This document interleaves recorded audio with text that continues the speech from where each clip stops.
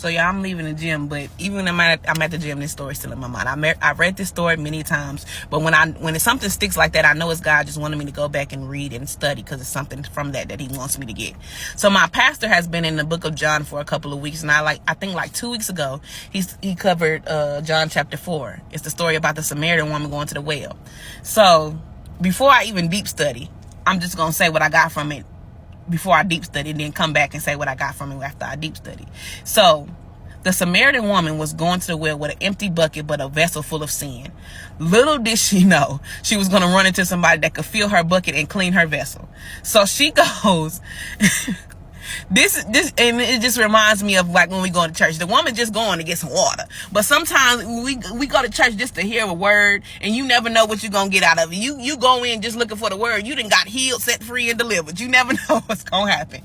You just gotta take that step. So she goes right to go fill her bucket up so she can get some water, and she runs into the Messiah. That's a word right there, just to run into him.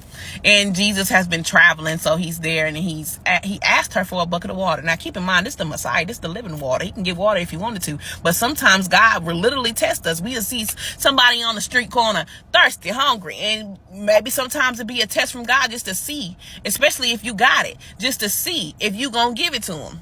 But anyways, so Jesus asking her for some water, and this is unusual because he's talking to a Samaritan woman. They're not supposed to be talking to Samaritan women. So the woman's like, you don't even have a bucket or nothing. You don't have nothing to get it out with. But she got a bucket. She could just anyways. But so Jesus starts to read her life, telling her about the 5 husbands that she had, and the one that she's living with now is not her husband. And she's like, oh, you must be a prophet. If you're a prophet, so tell me why this and this is happening and this is happening. And she was like, and then I remember she was saying, I know that the Christ is going to come and he's going to tell us exactly how stuff is going to be. And Jesus replied that I am the Messiah. I am the one you speak of. So the woman left her bucket and went back and told everybody about who she met.